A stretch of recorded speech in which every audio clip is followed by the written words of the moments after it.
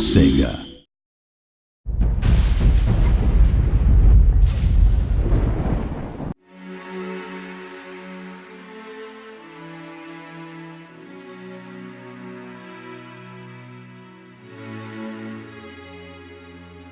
In Conduit 2, we really put a lot of work into our online multiplayer mode so that people can play competitively online. There's 14 different modes that are available. Loads of different levels are available. We created a bunch of new maps. We started developing our maps right from the very start. So we've got really good maps that play very well. And then in addition to that, we actually had fans vote on their favorite maps from Conduit 1. And then we pulled those favorite maps over into Conduit 2, polished them up, set them up so they work better with the new technology. So there's a lot of different maps that are available for you to play with online.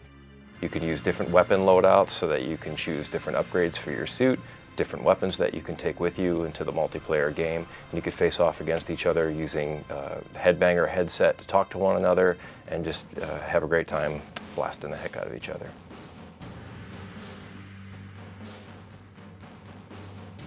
We do have a split-screen competitive multiplayer, and we're really proud of it. It's something that the first game we had multiplayer that we did right. We also wanted to have that experience on a single system. We've got a great campaign mode. We wanted a great split-screen mode as well.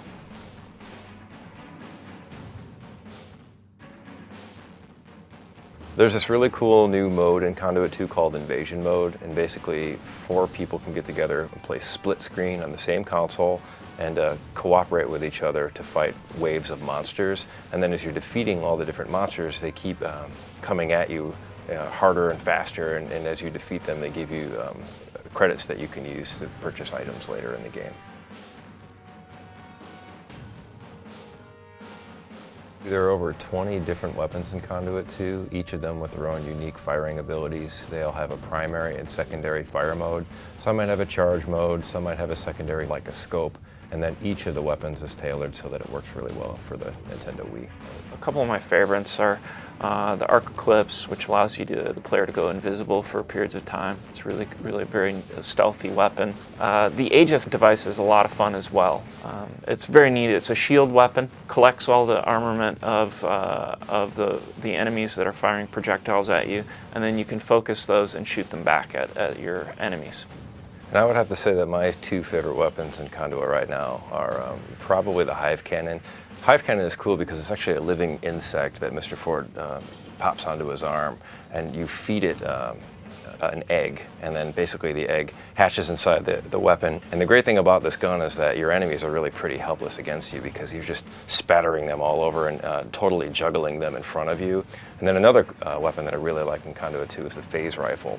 And what's interesting about this weapon is it's a sniper rifle, because in Conduit 2 we wanted something that was more like a sniper rifle. We wanted to do something a little different. So what we've done is created a weapon where you can snipe on an enemy, but you can also snipe directly through a wall. Once you've targeted your enemy in front of you and you see him and you pinpoint him through the wall, you have to keep your reticle range somewhere on top of that enemy until it phases into the enemy. Once it's phased, it's a single shot kill and just takes him down. It's a very devastating weapon. If you're playing in multiplayer, you know when you're being phased onto so that you can get a chance to get out of that player's range. So that way it keeps things a little bit more fair on the battlefield.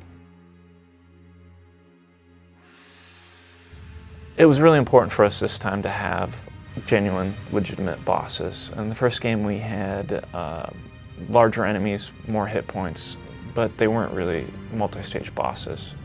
We really wanted that variety. We wanted to break things up, and I think we did a good job of it this time out.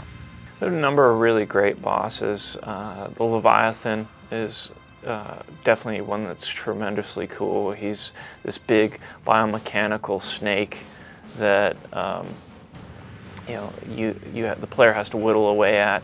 So he's got these orange bits that flange out on him, and you have to pick away at him. Then he's got like another stage where you have to, where parts of him become vulnerable, and you need to smack away at those.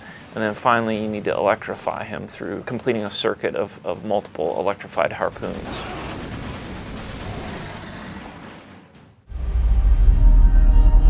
Best of luck to you and your little round friend.